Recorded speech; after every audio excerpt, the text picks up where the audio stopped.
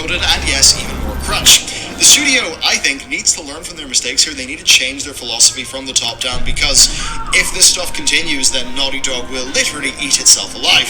Now, ineffective management as a thing just seems to be one of the main issues over there. They've got this lack of top-down communication that can actually result in a massive amount of wasted work. As an example, a designer might spend a whole bunch of effort working in a scene only to realize that it had been cut, and they might not even find that out for weeks. And that will, of course, mean wasted time and lower morale. I mean, it almost reminds me of like the Imperium for Warhammer 40k, where, like, you know, a clerical error could just mean that a world is forgotten about for a few hundred years. It seems like that's what it would be like, you know, working under these sort of weird conditions with no proper production team. Now, on those staff issues, well, contradictions in the game's direction has also been a really major issue for them. Schreier actually recounts a situation during Uncharted 4's development over basically a particular scene and whether that scene should have guards in it or not. And that actually led to weeks of wasted work for 3 people, which is obviously an inefficient way to use your people. Basically, it's all a lack of organization, and things like this, I mean, the problem is, right, this is normally what a production team deals with. Producers are so important. They run the show, they manage workloads, they communicate across departments, they ensure that everyone's on the same page, that goals are met, that the ship is running smoothly, and, you know, they also do things like reminding staff to take breaks, ideally. Naughty Dog, though, doesn't have a production team. Yes, the studio's philosophy is that everyone should act as their own producer. Now, this can be creatively freeing, yes, it can allow artists to spend, you know, time working on those little flares, right, in a game that really does make, say, Naughty Dog's games feel quite unique. So that's the pro, but the con is that it can lead to very inefficient work and unorganized projects and lots of wasted time, and that is bad for quality. I mean, undertaking any project, even the scope of one that we'd be doing, would be insane without a producer, and I mean, yeah, that's like, never mind something as big as The Last of Us 2, a massive game. Now, Naughty Dog are clearly confident in their methods, right? It's how they've always done things from what we understand, but it doesn't make those methods any less absurd, and I think it is going to hurt them. Now, in a response to the article, Jonathan Cooper, who basically worked as an animator at Naughty Dog for 6 years, wrote on Twitter that the studio actually tried to withhold his final paycheck from him, which is a real dick move. They then allegedly pressured him into signing paperwork to confirm that he wouldn't discuss their production-related practices, but that they relented when he assured them that that was most likely an illegal thing for them to ask. Cooper writes that for The Last of Us 2's September demo, the animation department crunched, quote, more than he'd ever seen, and required, quote, weeks of recovery afterwards. He also then takes aim at what he calls the junior-senior ratio, claiming that a more senior team would have shipped the game a year ago. It's just that look behind the curtain, really, at a studio that's set in its ways, for better or worse, and obviously here we're seeing the worst. And that's just Jonathan. There are a whole bunch of other people who have came out on Twitter talking about their experiences working for the company, and they pretty much all just sort of fall along those lines. Now, the emphasis on self-production is something that often clashes with the need for managerial oversight at the company. Staff are expected to be in control of their own workflow, but, well, projects still need to be signed off from managers. Now, one designer reported to Schreier not being able to leave until they'd received feedback from the directors of the game, but the problem there was, well, the directors would typically be held up in meetings until 7 p.m. So, yeah, animators just, you know, end up being stuck, waiting for the work to be implemented, waiting for sign-offs, while, you know, artists end up reportedly having to share their workload in the hope of actually getting things done eventually. One developer surmises this approach by saying this: do this thing you weren't planning for, then do that other thing you weren't planning for, plus do what you were actually planned to do, right? That's the kind of problem going on here. Basically, the workload is too much, and Naughty Dog is burning out staff. Now, what I'd say to all this is, you know, there's a pervasive thought that, oh, you know, back in the day, developers cared, they worked really hard, they slept in their office, but we gotta be realistic, that's just a fairy tale fantasy. I mean, there are times where a bit of crunch ends up getting things done, but if it's sort of long-term and massive like this, then it's really inefficient. We're seeing that. we're seeing people say, look, this game could be done a year ago if it was actually managed decently. I think what's happening here is they have this commitment to quality, but it's almost led to the self-fulfilling prophecy where the commitment to quality plus the not having a production team just means that crunch is the way that things get done, and that means that they're losing their staff. Now, if you think about a studio like BioWare, it has suffered from brain drain as people have left. Look at BioWare Austin, lost a whole bunch of key staff. Where did they go? They went to Archetype, which is Wizards of the Coast's new RPG studio. You can really see how problems like this, how not managing crunch and designing work badly, how that can actually really hurt the core of a company, which at the end of the day is the staff, because you need staff working efficiently to actually get stuff done, instead of this situation where, yeah, stuff's just really late and probably at reduced quality. What I think is an even more interesting modifier in all that, though, is the recurring theme throughout all of these sources that Naughty Dog actually never explicitly ask people to crunch. Basically, it's expected. Staff feel obligated to be there because everyone else is there later. That's what people said. The studio purposefully targets workaholic types in its hiring practices, and it's basically searching for that type of perfectionist who will really dedicate themselves to the job without any question. And a bit of that is good. You need people who are passionate, who love what they're doing, but the thing is, if you end up exploiting that, then there's a bit of a problem.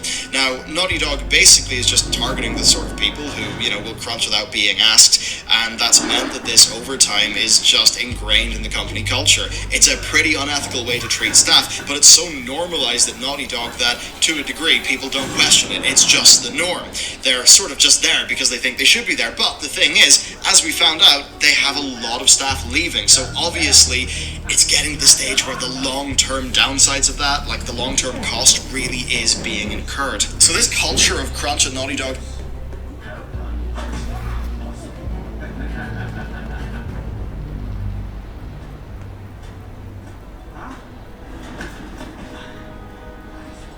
Thanks to Skillshare for supporting this video.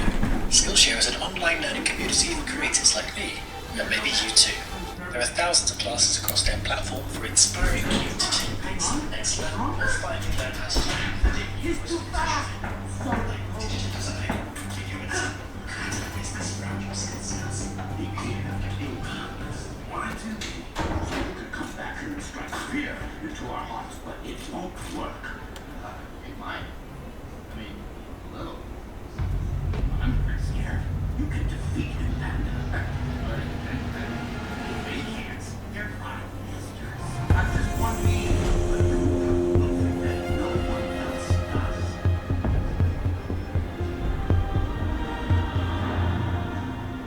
You believe I'm ready? You are.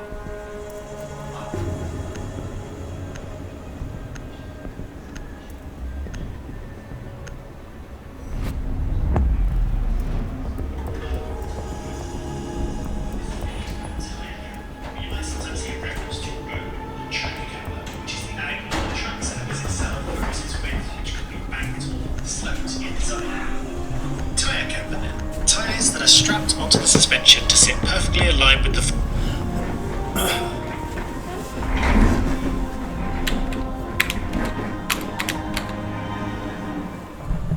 Hi, buddy. What up? Oh, what's up?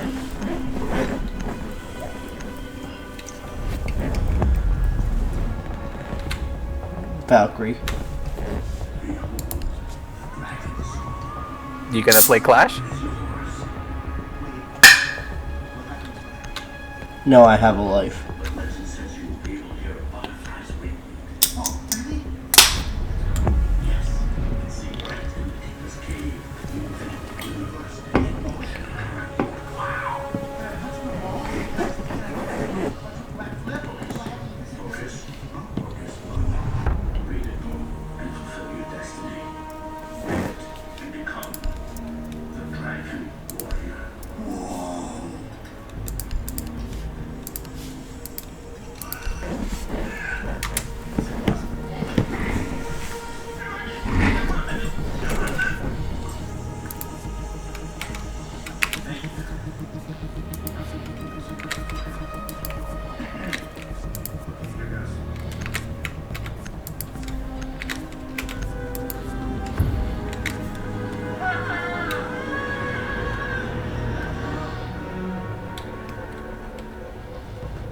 protect the bombs.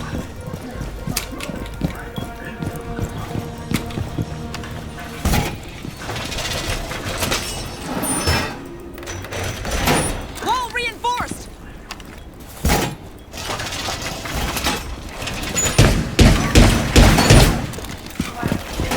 Anybody gotta make a hole, please, for me up here?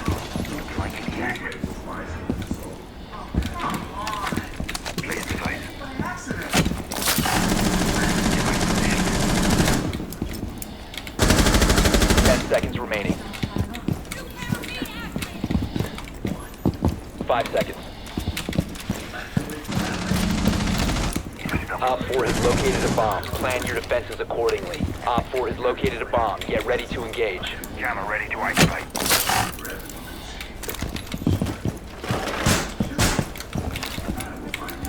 Jammer ready to activate. Setting up.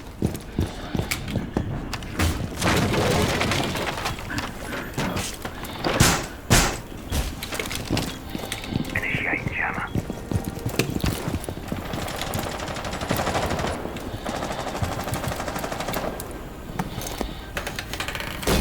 Ready for company. I got Sophia. They're heading top as well. Sophia's coming out into the hallway. Welcome back deployed. Captain's out back here. Sophia's on ping. Fuck. Buck on ping.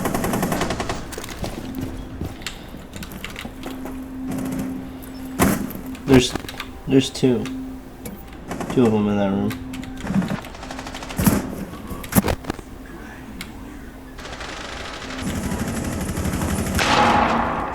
One in corridor.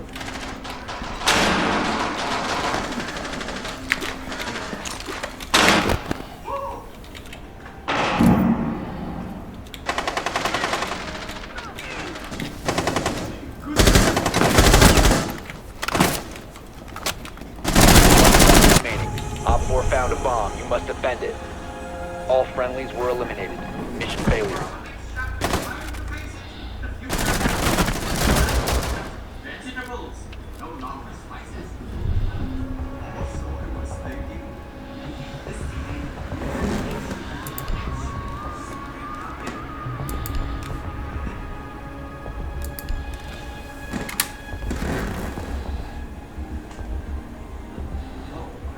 I'm sorry things didn't work out.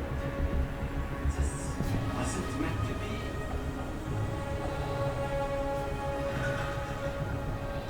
Forget everything else. Your destiny still awaits. We are your book. From runs deep through our veins. I don't know, Dad. Honestly, sometimes I can't believe I'm actually your son. Secure the area. Keep the bombs protected.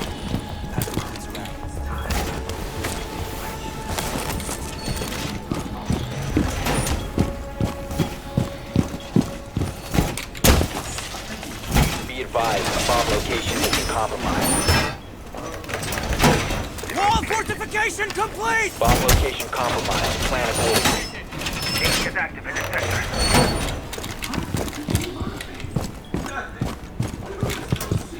Activate device. Activated device. 10 seconds to insertion. Deployed wire. Count it. 5 seconds and counting. Op 4 has located a bomb.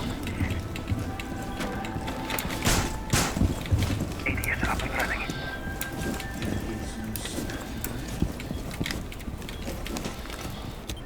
ATS active in the sector. Setting barricade. Just a little prick.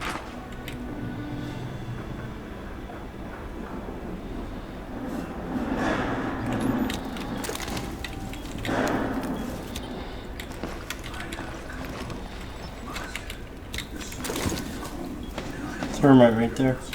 They're all in the front. Two are heading up.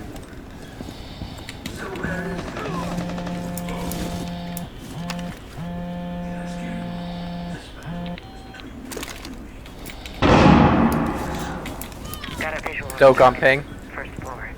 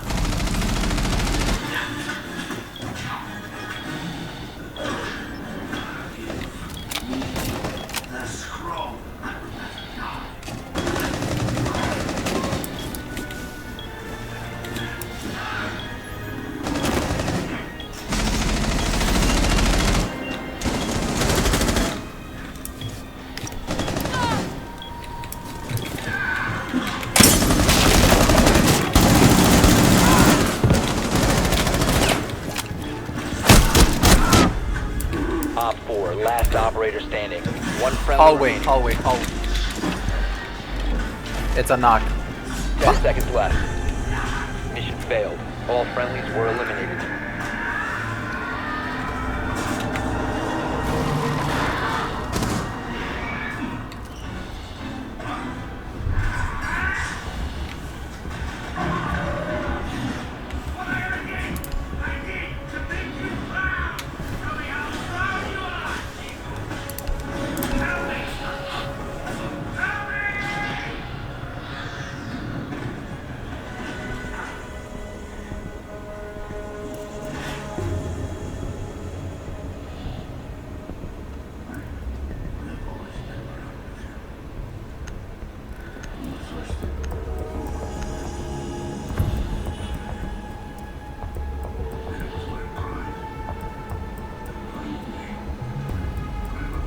Protect the bombs.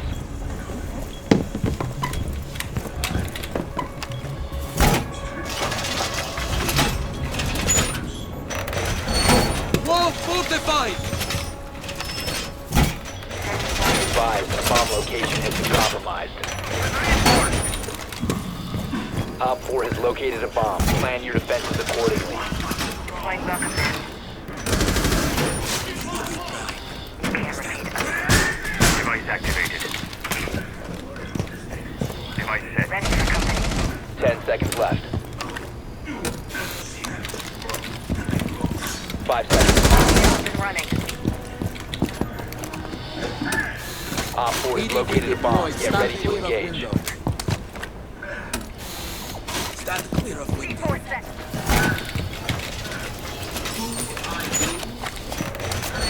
Reinforcing the wall! Let them come. ATS active in this sector.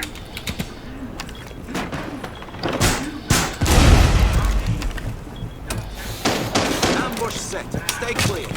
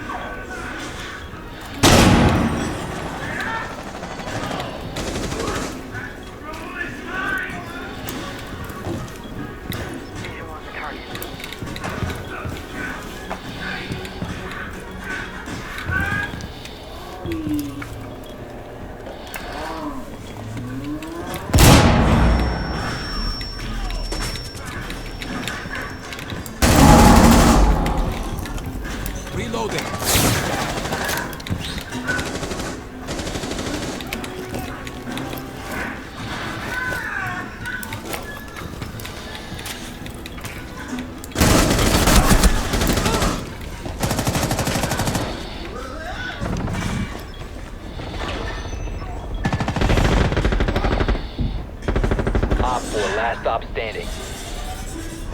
I'll fix you right up, yeah?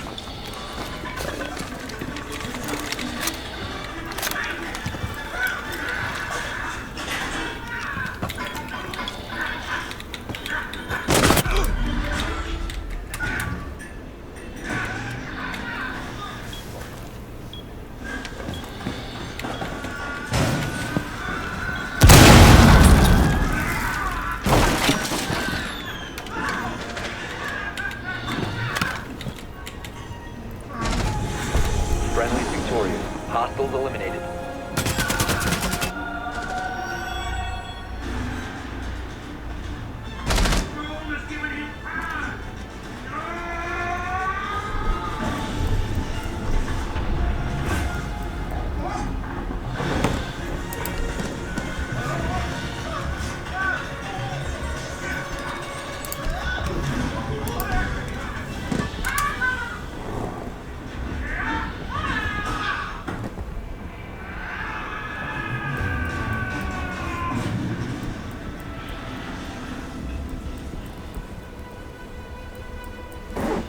Sledge, go sledge.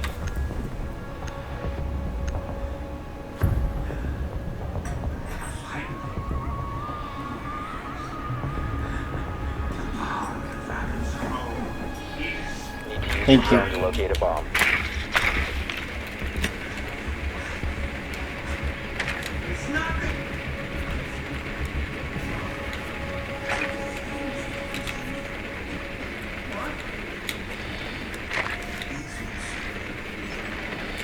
Be advised your drone has located a bomb.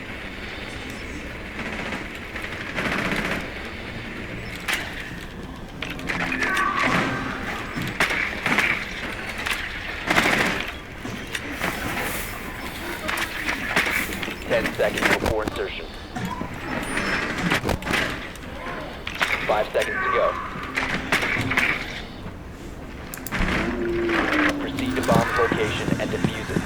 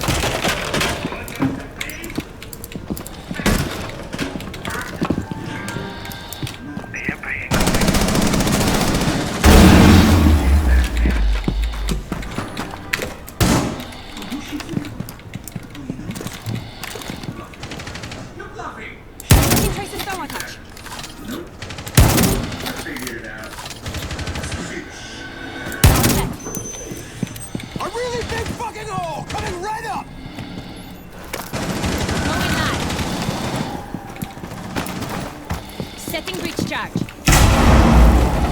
Bang!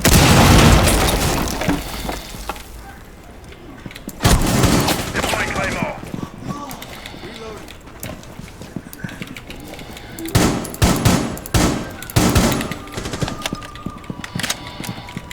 Tossing smoke grenade.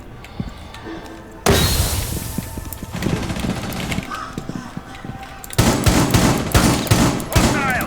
First floor.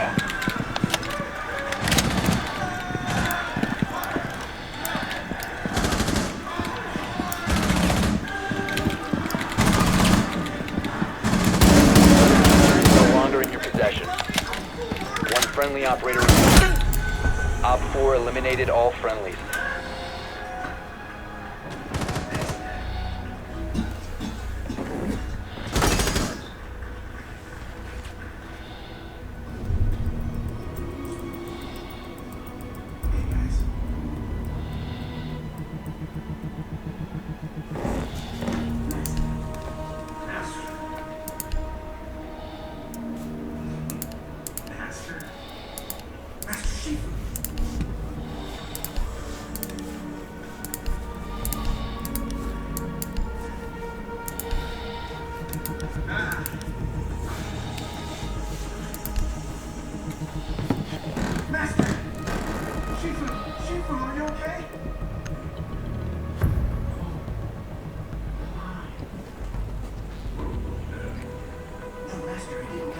your drone to locate a bomb. Drone has located a bomb.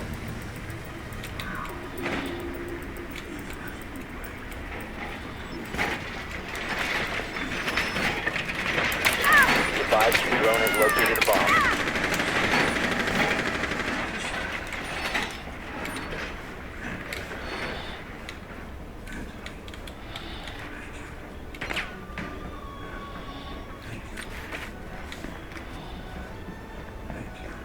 Ten seconds to go. 5 seconds to insertion. No. Master! No, no, no! You found a bomb. Make your way to its location and defuse it. You idiot.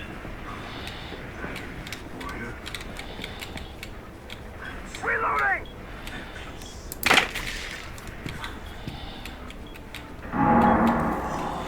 So, I should stop talking.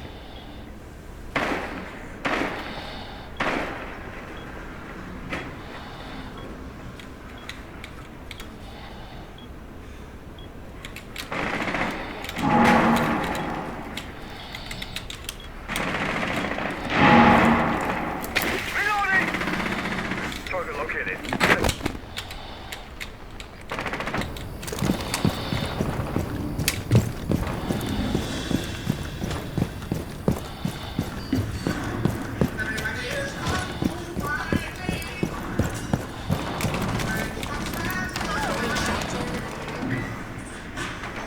Claymore active! Reloading!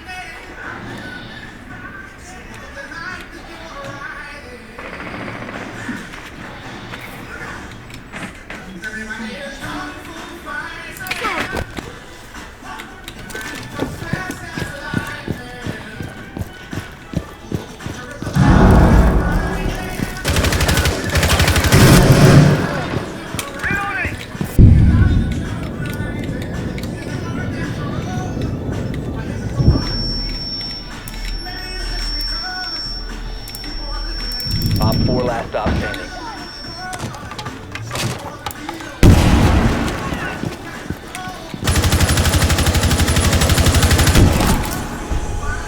Op 4 eliminated. Friendly mission Nice. successful. Good job.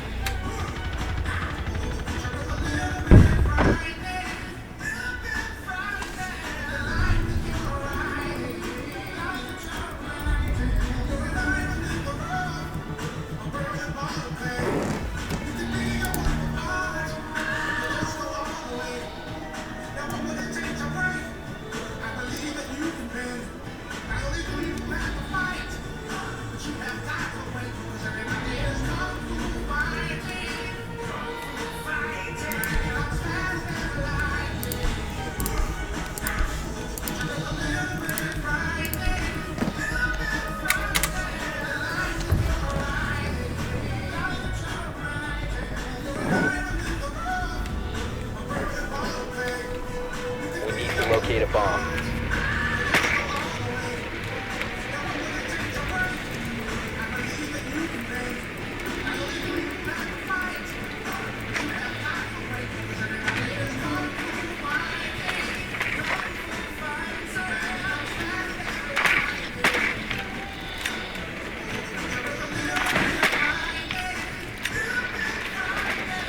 Be advised your drone has located a bomb.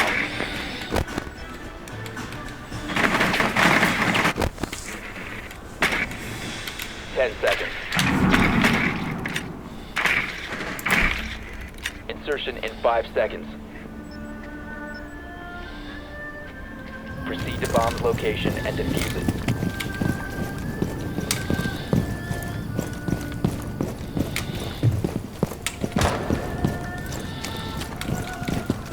Swapping!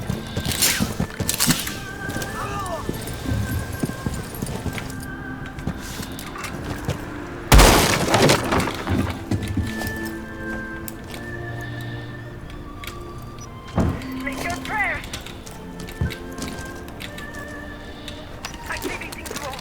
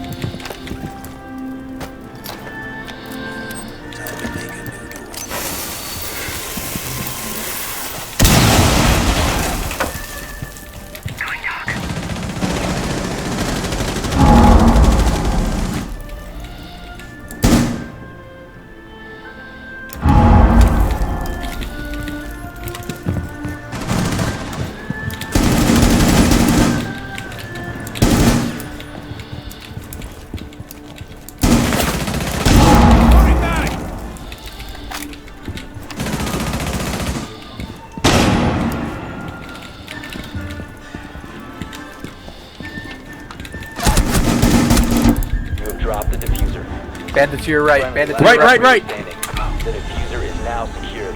We have been eliminated.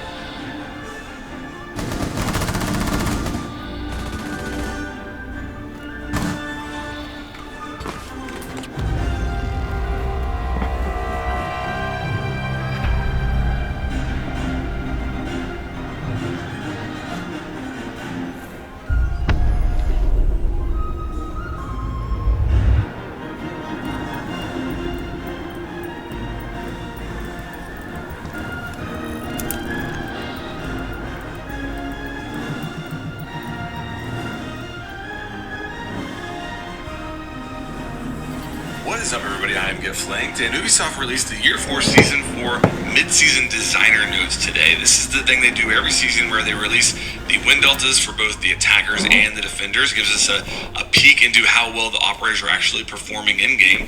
They also show us the ban rates for operators, and then they explain the upcoming tweaks that they're making to the game as far as nerfs and buffs and all those changes that are coming in the mid-season patch. So let's go ahead and go through this today. I'm going to kind of give you my instant reaction to looking through these win deltas and seeing, you know, where all the operators fall on this. And we'll start with the attackers. You can see this right here. And for anybody who's not looked at one of these before, basically the higher up an operator is, the higher their win delta. Okay, so Finka has the highest win delta of any of the attackers. The further to the right an operator is, the higher their presence. Their presence is a combination of their ban rate with their pick rate. So Jackal has the highest presence in the game. Now, you can kind of imagine that Jackal's presence is mostly made up of his ban rate, but it takes both things into account when it's factoring the presence, okay? So they kind of break these squares down. This is the overpick too strong grid. This is the overpick too weak. This is the underpick too weak, and this is the overpicked to underpicked too strong kind of grid right here. So what jumps out to me? Obviously, the first thing that comes to mind is Finka is still performing really well, but has a low pick rate, whereas Ash is performing extremely well and has a high pick rate. So like Finka right here, this doesn't actually mean that much to me. Yes, she has the highest win delta, but when you combine it with a low pick rate, I don't really feel you can read too much into that. But Ash, when you're seeing an operator picked nearly 60% of the rounds, and they are the second highest performing operator according to the win delta, that to me says that we could see another nerf coming Ash's way. I'm not necessarily advocating for it, but that's the first thing that jumps out to me whenever I'm looking at this. Ash seems really strong. The next thing that jumped out to me was Amaru. I'm going to show the older win delta on the screen right now. This is the one from last season. Amaru had a pretty significant jump here from this season compared to last season, and that's good to see. Her pick rate's still low, but it does look like when she's picked, she's having a positive influence on the round, so hopefully we can see her pick rate go up more. I love seeing the new operators have an impact. Blackbeard has come back down to reality, although he is higher than I think Blackbeard should be. That's just a personal thing. I don't think Blackbeard should be strong at all, but it does look to me like Blackbeard is still strong according to the win delta. Nomad's performing pretty well. Gridlock is up there. Dokkaebi keeps sneaking up and up, and keep in mind she's getting a buff with the Echo nerf this season. That's really all that jumps out to me. This group of operators right here has remained pretty much the same for a while now. They're all kind of clustered in here, and it seems about right. One thing to note here, Twitch is an operator that people talk about a lot, but I mean, you can't really justify a nerf on Twitch without saying something about Ash. Yeah, I don't see how you can make that case according to this win delta. Let's talk about a little negatives here. As far as the operators that aren't performing well, this Capital one really blows my mind. Like, Capital, in my opinion, is one of the strongest operators in the game right now. So to see him down here, I just don't get it. I don't understand that one. Callie, obviously, in her first season, isn't performing very well. You look at Nook, she's still down here. Both of the shields are down here, where they belong, in my opinion. Glaz got buffed this season, but it doesn't look like it's helped them too much.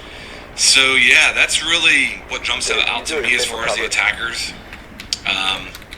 You know, I like seeing Amaru come up. Blackbeard's still a little bit higher than he probably should be.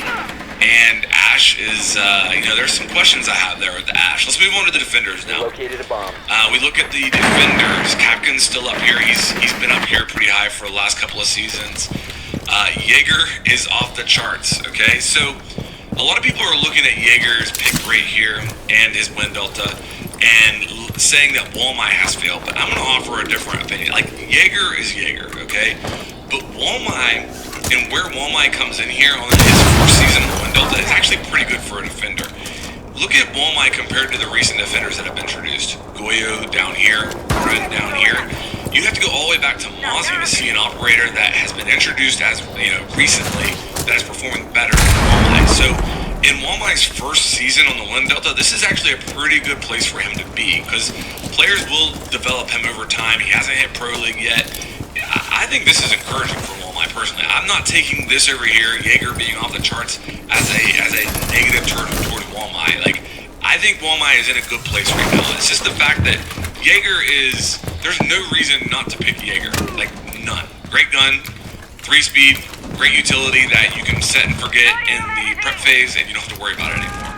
So, Jaeger's gun is getting nerfed with this coming patch. Looks like they're going to try and do something about that, but yeah, I'm actually happy with where Walmai comes in here. We'll see how he develops over time, especially once he hits Pro League. We might see him jump up here to where Mozzie is. And, I think that's a really good thing. So, moving on past the whole Jaeger and Walmai interaction, you've got Legion and Valkyrie both performing very well. That would be what I would say the second and third highest win deltas. And these are operators that are picked really frequently. So my justification for these are two of my least favorite operators. Anyone who watches my channel knows that Valkyrie and Legion are both two of my least favorite operators. I will play Legion. I don't play Valkyrie very much, but these are two operators that I love the ban, and you can see why. I mean, they're picked a lot and they're strong. There's a note about Legion towards the end, but yeah, Valkyrie is always up there as well. So you look, Frost is performing well. Rook is up there. Rook's brother, Doc, he's all the way down here. He keeps sliding, so that's kind of curious to see. Rook up here, Doc down here. Probably has to do with like the aggressive play with Doc. Now Ella is what I would say maybe the 5th highest win delta, somewhere around in there, and still is a little bit underpicked, although I believe her pick rate has gone up a little bit, and she's getting a significant Scorpion buff this season, so keep an eye on where she ends up next season. Okay guys, I wanted to make a quick edit here because there was something else that jumped out to me the more I looked at this, and I wanted to talk to you guys about it. And that is that if you look at the top performing defenders here, the majority of them are either trap operators or information operators. Okay, let's go through it here. Capcan, trap operator. Frost, trap operator. Rook doesn't really fall into that. Okay, that's a anomaly here, we'll say. Ella, trap operator. Mozzie, information operator. Maestro, information operator. Mute, information denial operator. Valkyrie, information operator. Legion, trap operator. Jaeger again kind of falls out of that. I think that's a denial operator, but not necessarily information. Mira, I would say, is an information operator. I think that's fair to classify her there. Echo, I would put into that category. Pulse, I would put into that category. I think Alibi is technically like a trap / information operator. So yeah, I mean, you look here at all these top performing operators, all of them really, other than 2, either fall into that information or trap category. And then you look down here at the operators that are performing the worst, and you can't really put them into that category, in my opinion. Like, Goyo, I wouldn't really consider him a trap operator because, I don't know, maybe some of you guys would, but I don't really consider a Goyo a trap operator in the sense that a Legion is a trap operator. And, like Smoke, you can't really put him in information or trap. So it's very clear to me that the information and trap operators are what are the best operators in the game right now. There's no way around it. Another thing I want to draw attention to here is this Mute and Mozzie strength here. Their Mute is inching up. Not a significant difference from last season, but it's coming up. And also Vigil's pick rate going up. I think one thing to keep in mind right now is this anti-information operators on defense, Mozzie, Mute, and then Vigil as well. I think ranked players are starting to see how powerful that combination is, and all 3 of those operators are performing better this season compared to last. So that's one thing I take there. One thing down here about the 2 newer operators, excluding Walmai, Warden and Goyo just not performing well. They're down here, and I don't know what to do to fix that. I honestly don't. They buffed Warden some I don't know. This is the first season that Goyo's been introduced in Pro League, so give it some time there. But Clash was gone for half the season, so I don't really think you can look into this too much. But that's much better than she was performing. So yeah, that's really the big story there with the defenders. Let me know what you guys think about this attacker and defender 1 Delta down in the comments. As far as the ban rates, Jackal has the highest ban rate on attack, no surprise there. Blackbeard second, Thatcher third. And then you go to Monty, Maverick, and Nomad. So nothing really too surprising there, I wouldn't say. Go to the defenders, you got Mira and Echo way above everybody else. I'm trying to get this ban rate higher. I think people should be banning Valkyrie way higher. Where does Mira fall on the win delta? Mira, okay, right here. Presence is pretty high, but the win's not off the charts. See, I would say in the average ranked match, you could make a better justification for banning Valkyrie than Mira, but that's just me. Okay, so it's kind of strange that they're head and shoulders above everybody else. Nobody else is even close as far as these ban rates. Legion's right here. Okay. So I'm not going to go through all these changes. I already made a video about that. These are the changes that were in the test server. Nothing really changed that I can see. Well, yeah, they changed this a little bit. So in the test server, they had the SMG secondary nerf, ADS nerf from 0.10 up to 0.35, I believe. So they reduced that a little bit. Yeah. So, but that's really the only thing I'm seeing here that has changed from the test server. So Jaeger's getting a nerf, Maestro's getting a nerf, Nook gets a buff, Ying gets a buff, Finka gets a buff, Ella gets a buff, Echo gets a nerf, Blackbeard, I mean, you could call that a buff, but it's not really that big of a deal. And then down here at the bottom, I want to read this to you. Current status, Legion. Legion is currently overpicked and performs really well, as you can see in the defender's graphic. He can often be quite frustrating to play against, which is why he is also a target by operator bans. He takes gunfights, deals damage, and slows down the enemy. On top of that, his goo mines are also used for information gathering. We are looking into fine-tuning him to reduce both his effectiveness and frustration. So, yeah, Legion, you are on notice. They are looking into how to reduce your frustration. So I'm glad to hear that. Hopefully that's something that comes sooner rather than later. Let me know what you guys think down in the comments about these win deltas. I, kind of gave you my instant reaction there as far as what I'm seeing. It'll be interesting to see how these nerfs and buffs affect this. And I'm interested to see what you guys have to say about this. If you enjoyed this video, please make sure that you like and subscribe. And I'll have more coming your way here soon.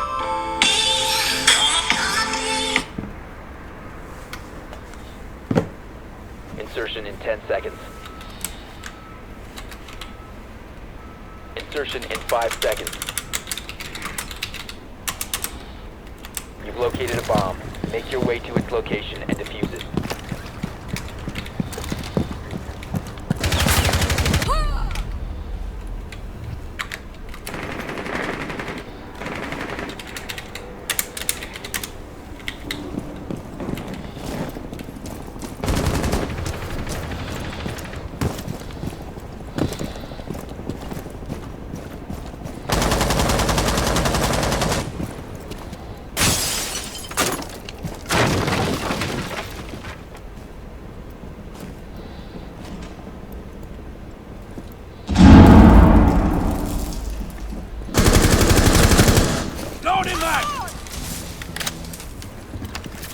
Disabling electronics.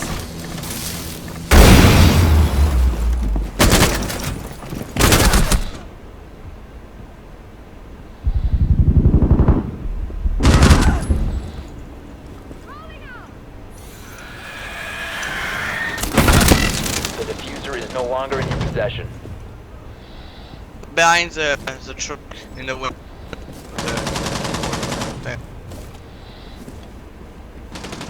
One friendly operator remaining. Truck, I think. Oh! Oh no.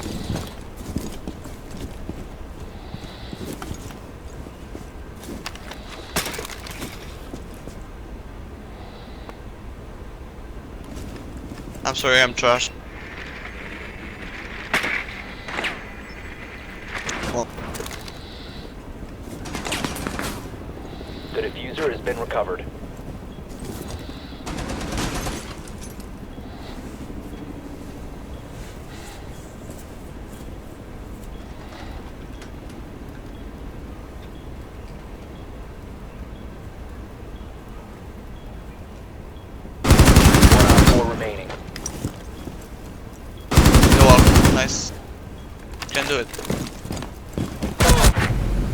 Op 4 eliminated all friendlies.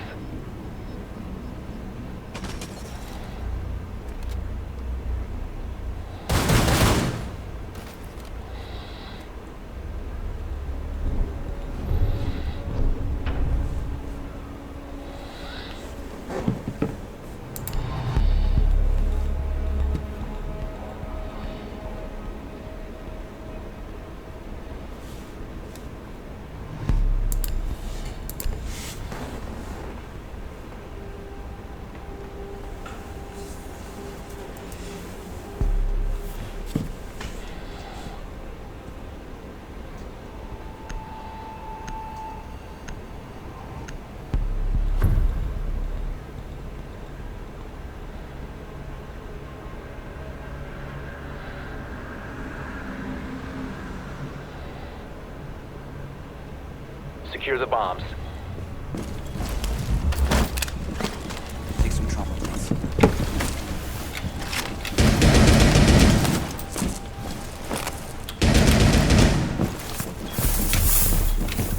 Bomb location compromised. Plan accordingly. Op 4 located the bomb. Protect it. Go on, speak in for! Reinforcing wall!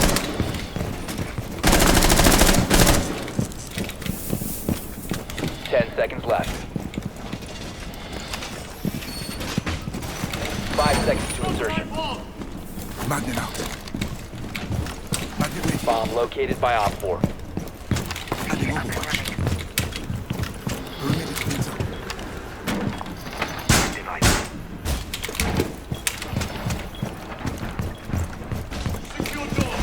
Target located.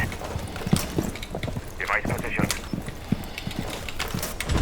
Activated device. Target detected. Razor wave up.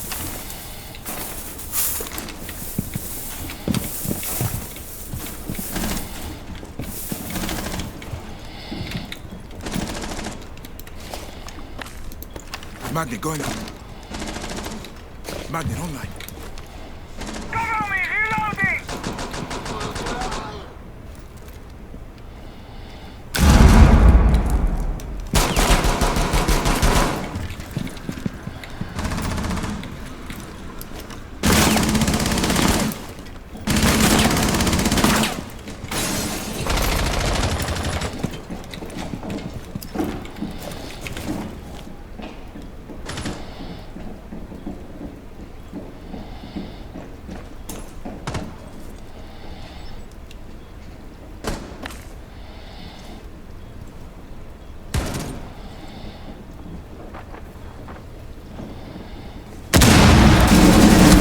One friendly remaining.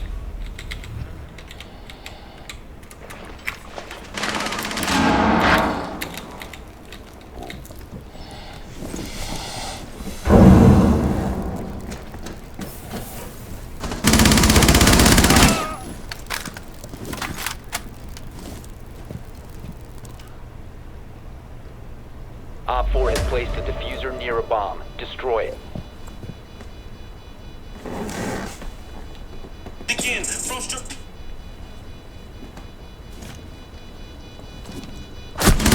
Op 4, last operator standing.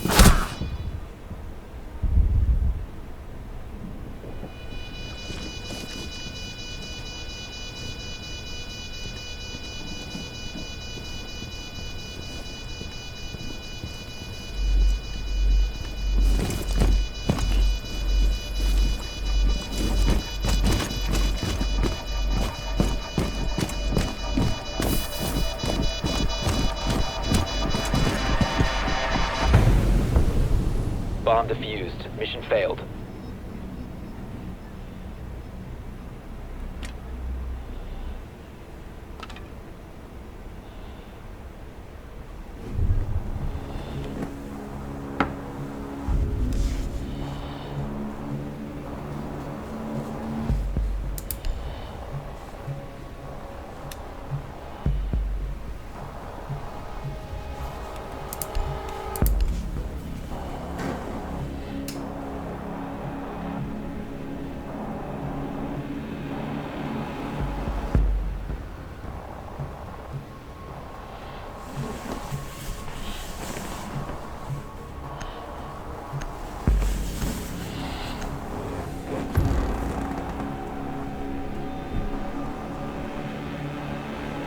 Secure the area. Keep the bombs protected.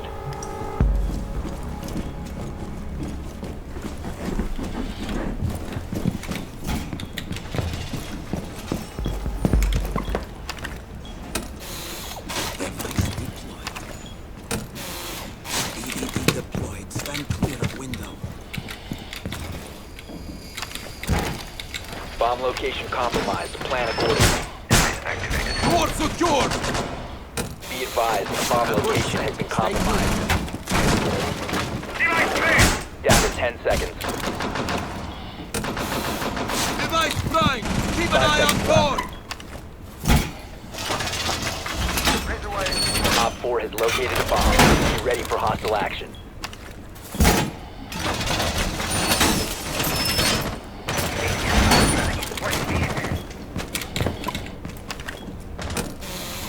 Ambush set. Stay clear. Drag!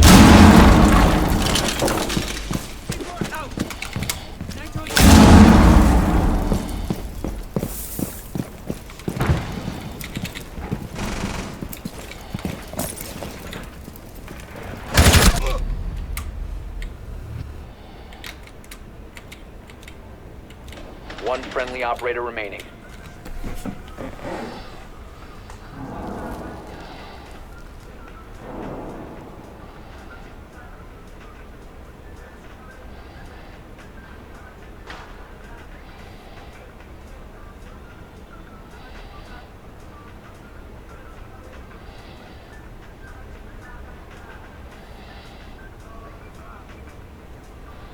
Mission critical. Bomb diffuser activated.